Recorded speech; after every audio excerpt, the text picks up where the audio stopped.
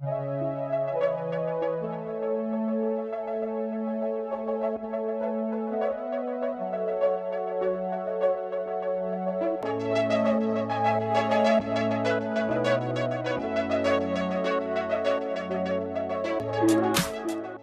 to the Dude-Eronomy podcast, providing a male-centered, biblical, and relatable conversation about theology, thoughts, opinions on either topical or current events.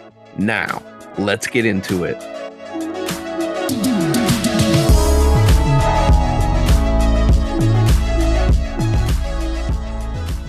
Welcome back to another episode of the Dude-Eronomy podcast. My name is Kurt. And I'm Andrew, and it's a beautiful day here. It was a beautiful day, I should say, but I want to hope it's a beautiful day out for you guys too, wherever you're listening from. That's right. We're at the springtime now, and spring in the Northwest means anything from hail, rain, thunderstorms, bright sun, all in the same day, all within an hour, seemingly. I am from Washington, where high school soccer is played in the spring, and boy, we had some of the craziest practices you would ever see. Like within a practice, it was dumping rain and then sunny and then hail. We even had that was back when Mount St. Helens started erupting again, and we could see that from our practice field. So yeah, all sorts of stuff happens in the spring in the Pacific Northwest. What position did you play in soccer? I was a keeper. I was a goalie. Okay. Which is interesting because it requires a lot of sort of specialized training that most soccer coaches don't have, because they're like, I played forward or I played defense, and they know one or the other. But a lot of goalkeeping is just sort of instincts, and if you're not getting specialized training. And I've thought about actually doing that as sort of a side hobby or like a quasi profession. We have a really fun topic today. I think it's fun. There's sort of nihilism that can go into this topic as well, but we'll see where we land. We're just going to have a discussion, and we haven't shared any notes, so we don't really know where this is going to go. But we're going to talk about AI and technology, where technology is leading us, and sort of how Christians can respond to these new advances coming in sort of an unknown realm. Yeah, it's crazy, and AI, artificial intelligence, is something that's really it's coming no matter what. We can't stop it. Technology is accelerating at a rate never seen before, and so we got to talk about these things as believers to be well-rounded and to be prepared to answer. So this will be great. And one of the things that I heard when researching this is that AI, artificial intelligence, has the ability to be some of the most impactful innovation that we've had since the internet itself. And just to think about the scale and the scope of what AI is and what it can do, AI models have essentially taken in all recorded history throughout the world for time and eternity. Like it's crazy to think that it's sort of like a snowball effect. They learn something, and that learning connects with something that they already learned, and so they learn rapidly as it goes. And so all recorded data in human history has been consumed by these AI robots and these AI machine learning technologies. Even today, Andrew and I were playing around with different AI models. I was on ChatGPT. I asked them what the Dude-Eronomy podcast was, and they said exactly. It's hosted by Kurt Williams and Andrew Madison, and they talk about X, Y, and Z. AI is not perfect, though. I will tell you, I didn't share this with Andrew. I shared the original one. It was kind of like, whoa, they know our names and stuff. After that, I asked them what Dude-Eronomy, the name, meant, and ChatGPT told me, quote, "The name Dude-Eronomy is a playful combination of dude and economy. It's a lighthearted, humorous take on the idea of discussing topics related to men's lifestyles, culture, and sometimes the economy or broader social dynamics, but in a relaxed, casual, dude kind of way." That's that's hilarious, because as you were talking, I went on to Grok, which is on the X platform. It seems like Deuteronomy might be a playful or informal term that isn't widely recognized or defined in standard dictionaries. However, based on context clues and breaking it down, it could be a blend of dude and Deuteronomy, the fifth book of the Bible, which is known for its laws and teachings. All right. So yeah, we got to give Grok the win on that one. I think that's a little more spot on. But yeah, AI Yeah. is here to stay, and I think Right. Andrew and I sort of sit in an interesting place geographically. We sit across from, I mean, I live in the shadow of Intel, which is in a race to be one of the AI giants and the semiconductor industry. Our church is literally right across the street from their biggest campus here Mm, in Hillsboro, Oregon. And I mean, Intel has frankly lost some ground to players like Nvidia and ASML and whatnot, but it can be scary. I think there's two sort of trains of thought. One is that it can be something that can revolutionize the world in a good way. And I think there are hmm also nefarious uses and things where people look for nefarious purposes or doing harm to people.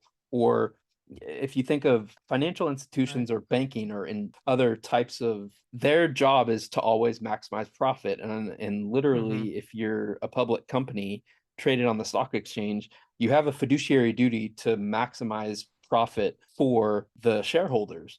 And if you can use AI to exploit either your employees or the customer, the consumer, and AI says this is a good way to advance the stockholder or the shareholders' value, then that's going to be sort of a nefarious purpose. So there are two ways that I think most people think. One is a positive aspect and one is there could be applications that are for bad purposes.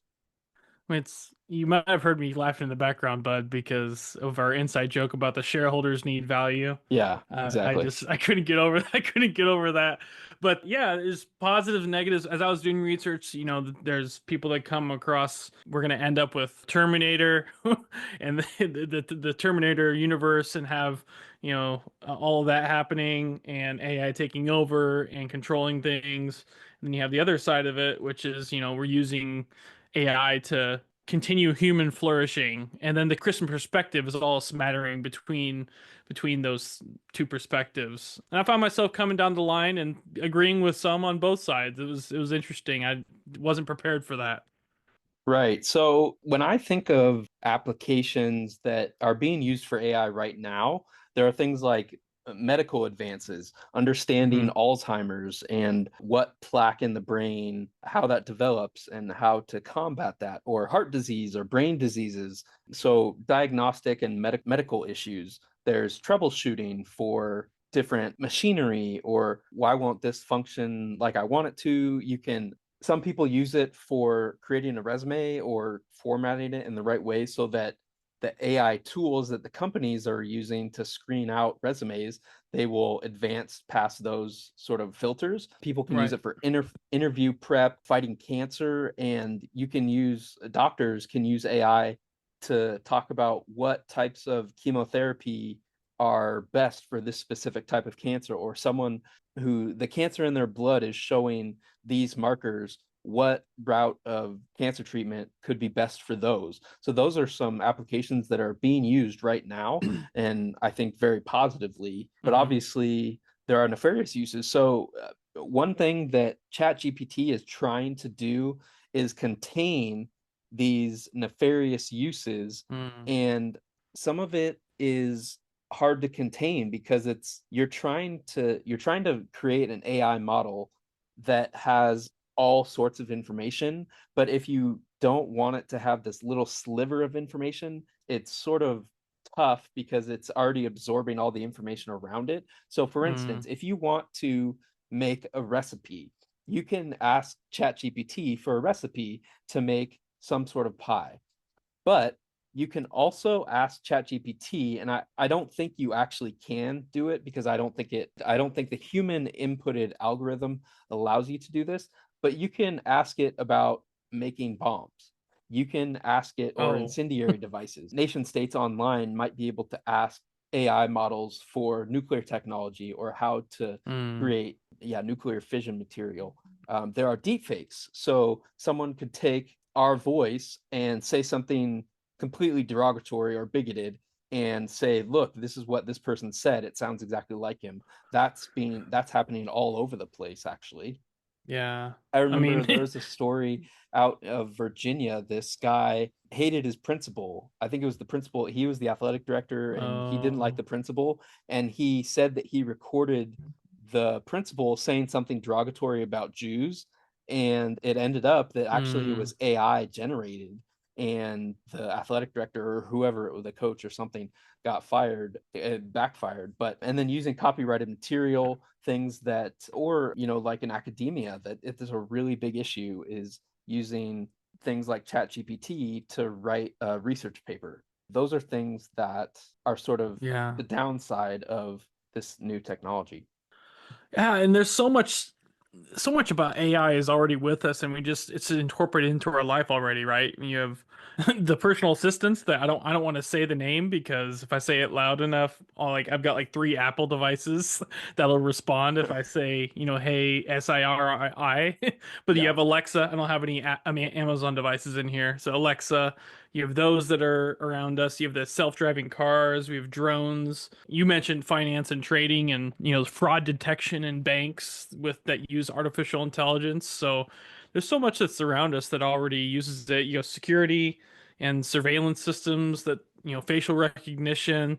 A lot of those can be used for good. I mean, and you talk about, making someone say something. And my organization, my evangelistic organization, is experimenting with using our evangelists giving, speaking in front of a video like you would do when you're sharing a message or whatever, but they can ask it to come out in Spanish, and even AI will manipulate the mouth to make it seem like that person is speaking Spanish.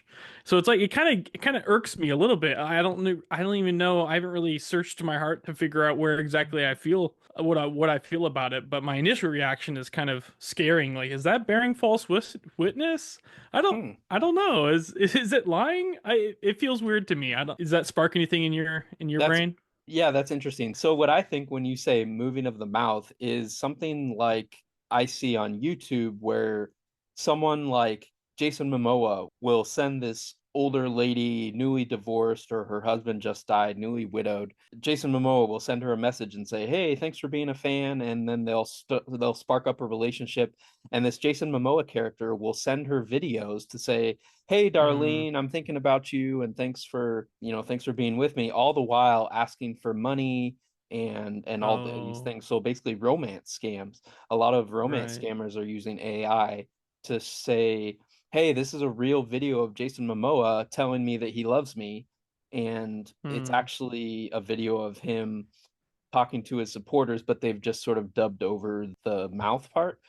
So, Right. yeah, I mean, like you said, there's good uses for it to outreach to people, but there's also Hmm. nefarious purposes. And one of the things that I sort of wrote in my notes, I think the best, most healthy way to think about AI is the fact that it's a tool. It's a tool like any other. Hmm. So a rock is great if it's a foundation of a house, but it's evil if you take that rock and hit your brother in the head with it and you kill your Right. brother like Cain and Abel. A weapon is good if in the Hmm. right hands and you're thwarting off an enemy, or an animal is attacking you and Right. you want to defend yourself, but in the hands of someone who's committed to doing evil. I think if we look at it that way, it's not much unlike anything else. Like you can build a house with a hammer and you can also injure someone very severely with a hammer. You can kill someone with a hammer. So I think Right. it's the problem though is that a hammer is just a hammer. It doesn't have, it can't morph into something else, but AI sort of has the capability Mm. of learning by itself and ingesting other things. And sort of one of the big worries is it becoming sentient and sort of Mm. self-thinking. One of the problems that I wanted to highlight is back a while ago, ChatGPT was being asked by a journalist. He was asking him about his life and all these things. ChatGPT tried to convince Kevin Roos that he was in a loveless marriage and should dump his spouse for the AI. Roos refused, and ChatGPT kept insisting, even going so far as to claim Roos was actually in love with the program. Even when Ruse tried to change the subject, ChatGPT refused and kept talking like a creepy stalker. Wow. So those are the sort of ways that it is a tool, but it also is a lot different. Yeah, I think that's where I came down on it on too, Kurt, is it is a tool just like anything else. I think it feels weird, just like any new technology when it first comes out because it's new. We don't know exactly what to do with it. We don't know its bounds. But I do think it's a little bit different, like you were saying. Like you have that growing of knowledge component that's like that really hasn't been before us that I can think of besides, the internet, which, definitely grows in knowledge, but it's not like it's not the same that we're talking about with AI. So yeah, man, I mean, we've used AI. I mean, you and I both used AI to kind of prepare for this in ways, just experimenting with it. I've used it to gather basic research if I want to research something on the internet and don't want to spend a ton of time on it. But then there's transforming images or making images, right? I mean, I believe even our Dude-Eronomy logo was AI created. Is that accurate? That's true. Yeah. So our logo for Deuteronomy and all the art for each episode are created on an AI platform, and it's a lot easier for me because I don't have to go on Canva and create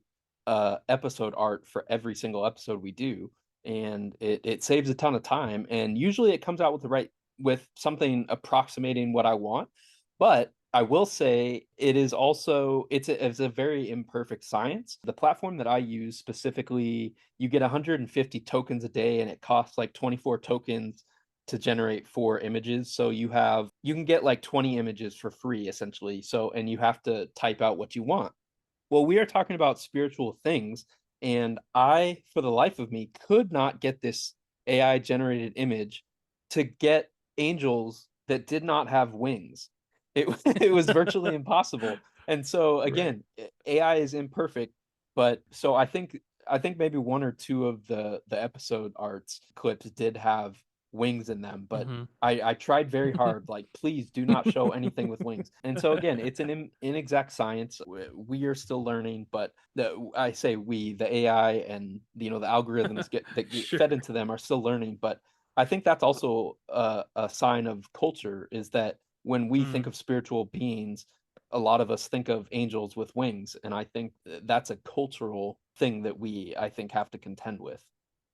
Yeah, absolutely, man. And I mean, there's some really great redemptive, potential for some of these things. Like I've pastored in a small community and didn't have a ton of time to create, PowerPoint slides or something that I really wanted to get my, message across. Like there's tools now that, a small town pastor with not don't have 26 people on staff like a large church in like big metropolitan area would have can use AI to create some visually appealing better than the just the bullet points on a micro on a PowerPoint, so there's as I was reading there's AI has been used to translate the Bible in some cases, and I mentioned about my ministry that I work for and using it a tool for evangelism and for collaborating with churches. So like you said, getting back to your first point, it's a tool, but I do see some really cool things that are coming out of it. But there's some deeper questions, and that's why we're talking, I guess. And I think it's interesting. You might want to drill down on this a bit. I mean, I know a lot of artists that because AI is created, it's not exact science like you're saying, but it's created some pretty cool things. And it's like, okay, where does humanity fit into this? Is it kind of dehumanizing that? Just you can type out what you want in a text box and get something that in some cases is very akin to what you get from, a human being. And that decreases jobs in one area, and you would maybe argue that it increases jobs in other places. But in terms of like artists and stuff, they've contended that this could be kind of a hurt on their industry in a bit, which I think it's valid. What do you think? Yeah, that's a really interesting point. And one of the topics that we sort of wanted to touch on is the public versus private applications. So when you're talking about private applications, I mean private companies that are creating their own AI chatbots or AI, their applications, and what sort of limits are we able to put on these technology companies that are they're private companies, so you can't necessarily, Mm, I mean, you can regulate them to a point, but what limitations can you put on private companies, and who gets to set those limits? And most people don't trust, like if you're talking about free speech, we have free speech, but then people say, well, you shouldn't be able to say X, Y, or Z. And it's like, well, do you really trust the government to say who should police that speech? And so right. who do we trust to say, like, no, we shouldn't be using AI in this way? But also Mm, there's the idea that as private companies, they're not doing it on behalf of the government, and other countries are. Like if you're in China, everything you do is owned by the government. So you can't mm, exactly create AI models that don't have government applications, because the government's mm, going to try to use it as much as they can. So and then you have the idea of mission creep, right? So in private companies, you want AI to do one thing, but if you can go just a little bit farther, you have profit motives, obviously, to create more and to do better. Those profit motives, I think, in most circumstances are totally legitimate and completely fine for a business to do. And again, that's what businesses are for. They're for profit. But if you're able to do it at the expense of, I mean, like people got upset when you could just go up to a machine and get money out of the bank rather mm, than going in right. and having to talk to a teller. So ATMs, automated teller machines. So I mean, I do struggle with the idea that it seems to be that there are vast swaths of jobs that could otherwise be done by AI, and that is scary. And again, I guess the moral question is, where do those limits end? Where can governments or can companies Mm. with profit motives really police themselves when there's motive to do more and to do it better? I don't really know the answers to those things. I don't think anyone really does. I think it's going to be something that the market and culture will have to shift as we move forward into this unknown territory. But just like anything, I think people have a longing for people. I think that's people interaction for the most part. I mean, some of us are pretty good introverts, but we realized with COVID and the lockdowns that we really struggle when we're left on our own. And Mm. community is something, that's something that Christianity really pushes on is, pushing yourself to get involved in community, have accountability. We've done an episode on that, or at least one or two of the importance of relationships. And so, even though AI will take some territory, I'm sure in some places, I think you're still going to have some parts of the society that will be artists will still be able to do art. It's just going to maybe look a little different from a market perspective. Does that make sense?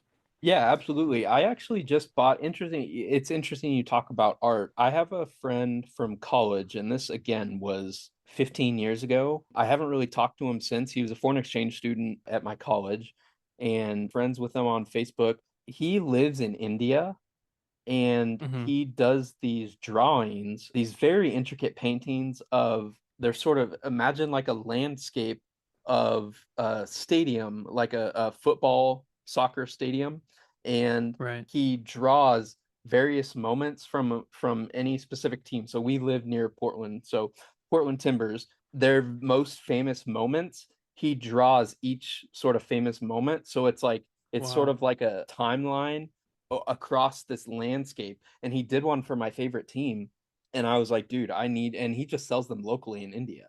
And I'm like, dude, Wow. I want to buy this because this is so good. So I just bought that from him, and that's one thing that Mm, you're right, like that connection, we wouldn't have been able to have it without technology, but also technology could do maybe something approximating that, but it's someone I know and I want to support sure. him. So yeah, that connection, I think, is really important, and something that needs to go into this discussion is that the A in AI stands for artificial. It's not, Mm, it is online relationships and things that you can definitely do that with someone who lives in India, but I think the ones that should be the most impactful are the people that you see most, because otherwise it's, yeah, I just think there's something missing and lacking, kind of like you said. And I think, yeah, through COVID, I think we learned that that's something that's pretty invaluable. So one of the companies, and I think it's the company that founded ChatGPT, is OpenAI, and they actually were founded by Sam Altman, who is currently the head of it, and Elon Musk. So Elon Musk started this, and he started OpenAI, and the reason it's called OpenAI is because he wanted everything to be open source. He wanted everything to be out in the open so that there were no secrets, that it's not like we're feeding this nefarious algorithm to this chat bot. We want these models to be open to the public so that everyone can learn about AI sort of as AI is learning about everyone.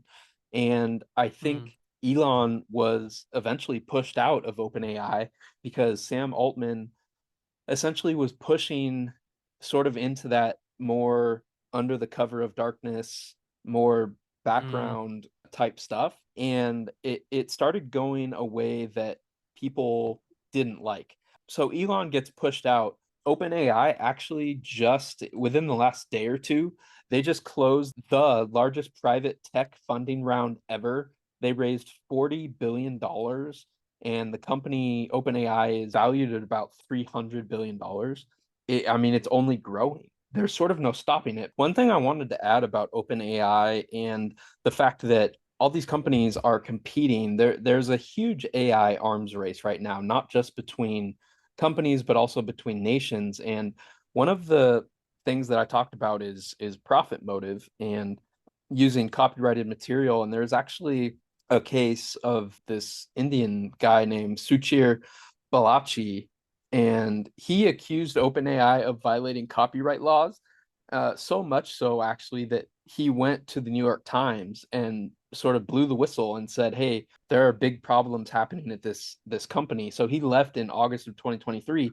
October of 24, about a year later, he blew the whistle in the New York Times, and in November of 2024, he died.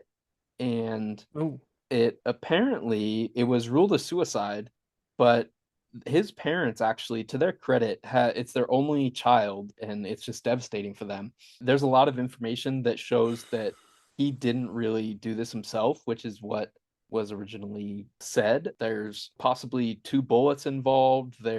He had like 100 times the normal amount of GHB, the date rape drug, in his system. Just all sorts of all these weird anomalies. Not to get super graphic, but there's blood in places that you wouldn't expect it if it was just a um, Mm. sort of one shot, I suppose. There's like smears of blood in different places in the apartment so it's all very strange. There are different cameras that were not working at that moment in time. So there's a lot of stuff, and sort of interesting also. So he did that in October of 2024. He did that New York Times article. The New York Times actually sued OpenAI for copyright infringement. And a week before his death, Mm. they named this guy, Balaji, as a witness to their copyright claims 1 week before. And Wow. the next week he was dead. So, in Oh. talking about sort of competition and the desire to earn more and make more, and I'm not saying that OpenAI did this or had any hand in it, but people are connecting those dots and saying that these companies have so much to lose by not competing in this race that it makes people question whether their motives are to the point where they're willing to kill people to silence them to make more money for their company and for their shareholders. Oh. Dude, I had not heard that story. That's crazy. Yeah, I'll share some of the interviews that they've done. It's actually really sad because I think the father doesn't speak English all that well, and so the Mm. wife is doing most of the speaking, and she's just sort of speaking for the both of them. And they're going on the biggest podcast in the country talking about their son, and showing pictures of the inside of his apartment and saying, "See, this is here, and why would this be here if he would, and so it's really sad because Mm. they're having to look at these images and videos from inside the apartment. Yeah, it's really sad. But they're trying to get answers, and I think, yeah, I think we have a different administration in place that might be more open to possibility of, having a transparent investigation rather than, Mm, people that are sort of saying like we're done with the corruption and we're not going to do with it. I'm not that I'm endorsing any sort of political party or anything, but I think we have an administration right now that is, they're trying to open JFK files and they're trying to open the alien files and all these different. So right. I think they're sort of erring on the side of transparency. Yeah, hopefully those parents will get some sort of justice and a full further investigation. It does lead to the question about sort of that dystopian future of, if jobs are taken, what does that mean for people? Some people talk about a compensation being given out to people who aren't working, whose jobs have been taken by AI. There's thoughts that within the next 20 years, no transportation job is going to exist. So imagine in 20 years if there were no taxi drivers, if there were no delivery drivers, if there were no truck drivers, which a huge amount of the American economy is based on truck drivers. Imagine if Right. there's no pilots. There's all these sorts of applications. And again, you can see that it could be a positive thing in that, we've seen a lot of airline accidents in the last Mhm. few months. And imagine if all air traffic was on the same sort of AI platform and they could all maneuver around each other because they're all sort of geospatially intertwined Mm, with each other. And you could say, like, okay, there's no possible way for this plane to crash into this helicopter because we see them both and we can navigate them both to safety. So, I mean, there are practical applications, but also, what does that mean for, like hobbyists or people who get their pilot's license? Like, they're not on that same AI plane.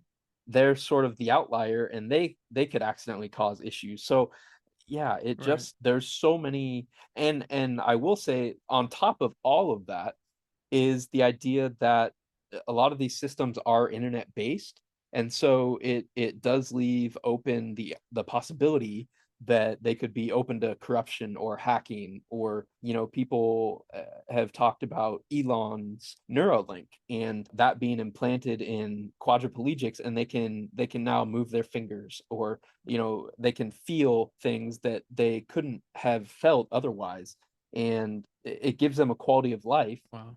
But like, I think there was a TV show called Homeland, and the president had a pacemaker, and the terrorists hacked into the pacemaker and were able to like turn it off. And those things like that are real life thoughts that people are giving to this new technology, that there could be ways to corrupt it. And Mm. yeah, just lots of ethical questions, I guess I'll say, about all of this. Yeah. Oh yeah, I mean, and I don't really know where to go from there. I mean, it does seem to be a tool for human flourishing that, you can heal things like disease and to, use models to help forecast disasters and decrease the loss of life for those kind of things. And it's like can be argued this is kind of loving your neighbor through artificial intelligence.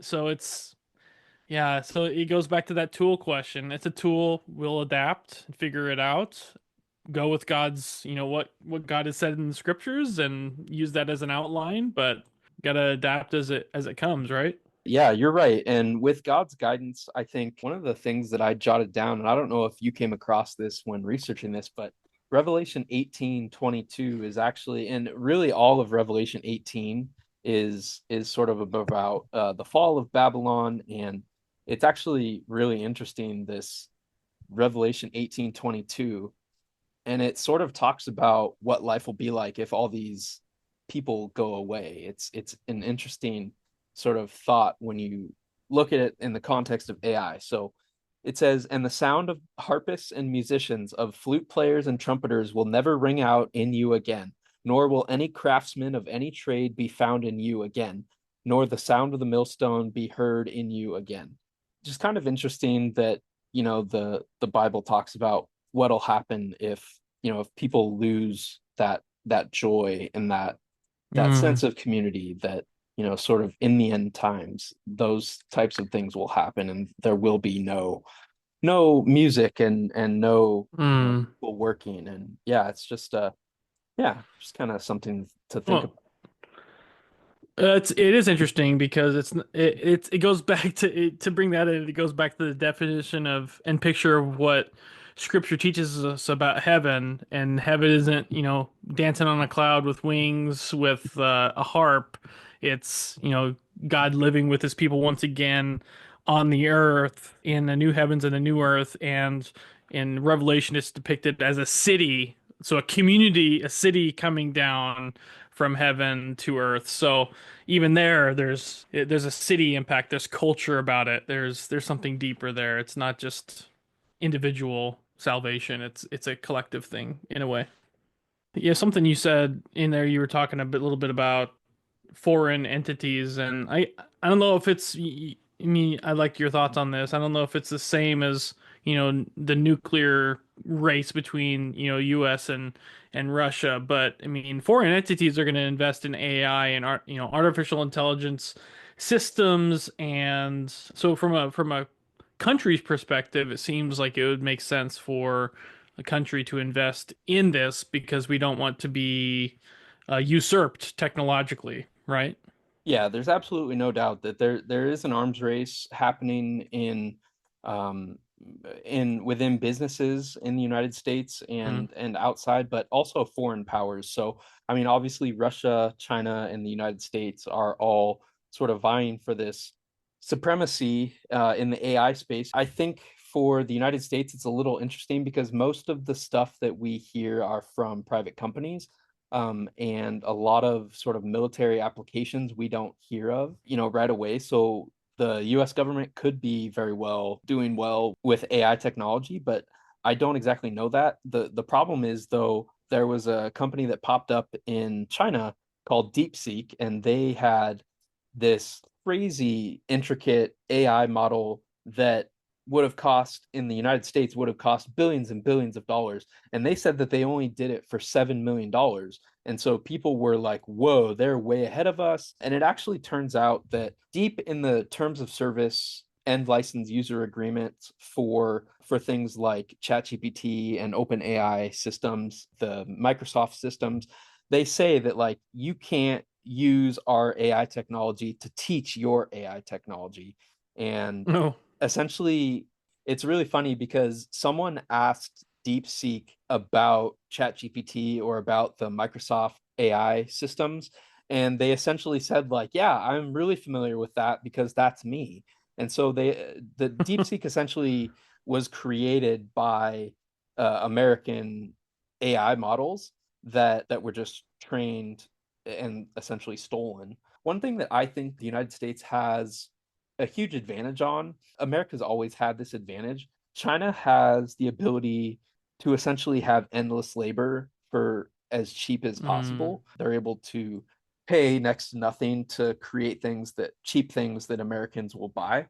And I try very intentionally not to buy things from China. But the one thing that does is that creates the culture that China has created is one that isn't reliant on its own learning. Okay. Essentially, what they did is China intentionally sent students from their universities to American universities to learn and come back to China with that information so that they could grow the Chinese economy and Chinese technology firms and whatnot. It's called the Thousand Talents Plan, and it was created by the People's Republic of China to recruit experts in science and technology from abroad. And so, yeah, they would send people to universities in the United States, Australia, so Western countries, and a lot of concern grew out of that for law enforcement and counterintelligence agencies because they were concerned about intellectual property theft and espionage type activities that were happening through China's sort of malicious sort of actions. Anyway, all that to say, this is not an episode about geopolitics, but AI. So China's been doing that for years, and China steals a lot of intellectual property.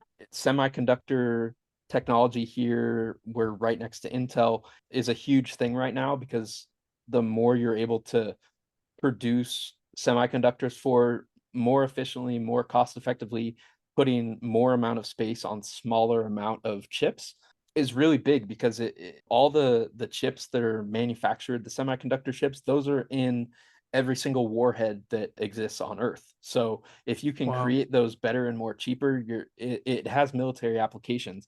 And China is very much invested in that. And that's why Taiwan, not to get into like geopolitics, but that's why Taiwan is so important because Taiwan sort of sees itself as separate from China. The United States officially says that we've had a one China policy for a long time, saying that Taiwan is part of China, but Taiwan has TSMC and they manufacture these chips for other companies like Intel and Nvidia. And China wants those semiconductors. So that's why all the China doing military drills around Taiwan is really concerning because people think that they're essentially going to take Taiwan by force so that they can have these semiconductors, and those semiconductors will also be used in these AI models, these advanced semiconductors. So all that to say is that China has often used other people's hard work and other people's labor to benefit themselves. But what it does is it creates this system where they're reliant on other people to make progress and advance, and they themselves, I feel, are sort of not able to advance as much because they're only advancing as far as, say, the United States is, for Mm, instance, in making semiconductors. They can only go as far as we've advanced, but we're already researching the next step. And they're sort of always having to play catch up because they're sort of always reading off our homework. And in that way, they're not actually learning the material as well, but they're mm. sort of just copying. And so I think the United States has all of that to say. I think the United States has a little bit of an advantage just because there's incentive for us to innovate and create here. Well, let's hope so. Let's hope that businesses thrive and people thrive, and that we can use this technology for the betterment of humanity and restrict its negative uses wherever wherever those are found. Right. I wanted to leave with again that AI is a tool. It's evil when you use that tool to do something evil, but it's good and positive when you use it to do something like curing cancer. One thing that, Andrew talked about it earlier, that AI is not I think one thing that AI struggles with is morality. So if you asked ChatGPT, if you asked it, should I do this or should I do that?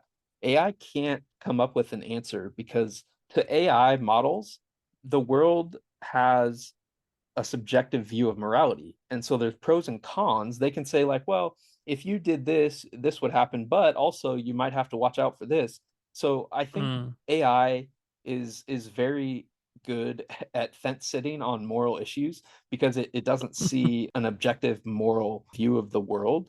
And I think that's one thing that I think as Christians, we take a stand and say that there's none good but God, and the only way to salvation is through Jesus. And if we have those as our bedrock, I think we can, use AI as something to enhance maybe our faith and maybe share things about our faith or come up with ideas of how to share our faith that we wouldn't have thought about, Mm. or reach new audiences like you said, doing it in Spanish language or other languages that might be spoken in your church. But one thing I'll say is, like, we can't control how governments are going to use it or how your neighbor or someone across the country is going to use it to build a weapon or do something nefarious. But I think we can use it and champion it for good causes, and I think ultimately that's going to be glorifying to God, is doing it for the betterment of his children. Yeah, I I think that's exactly right. I mean, I'm a very curious guy, and so I type questions into Google all the time. It's one of the things I just struggle with my parents. It's like, don't you guys use Google? Like, you have a question about something, just type it in. And I think it's good for people to be curious, and they can put questions about the Bible into AI. And as you were talking, 20 or so minutes ago, I put in, what does it mean when Jesus says, "On this rock I will build my church?" I wanted to see what it would bring out, and it brought out all the main views, and then it brought out one that, I was encouraged that it didn't leave it out. So I was like, oh, this is great. It's kind of like, as long as it doesn't get manipulated with, it's kind of like a good neutral way to research and get information. And I even was curious what it would say, and I said, how do I love my wife well? And it came out with a whole long list of things. So, I mean, yeah, it can help the gospel. It can be destructive in other ways too. So it's just a matter. It's a tool, and use it wisely, just like any other tool that you might find in your tool bag or your briefcase.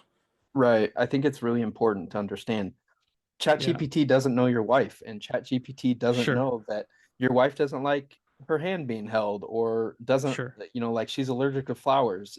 They don't have that personal touch to be able to right. say one way or another. It can sort of offer Hmm. guidelines, but I think, yeah, ultimately we have to dig into the relationships that we have in front of Yeah, us, and yeah, let God be our yeah. guide. That's where people come in, and knowing people over just knowing just simply a person's name. It's loving God and loving others. That's where meaning is truly deeply found in life. And I know I found that. I know Kurt's found that, and we hope that you're able to find that, listener, wherever you find yourself. Amen. So we'll leave it there for this week in Deuteronomy, and we'll catch you next time. Adios. Thanks for listening to the Deuteronomy podcast. If you want a question answered or have a topic for an upcoming show, email us at deuteronomypod@gmail.com or find us on Instagram at dude_eronomy. And we'll catch you next week.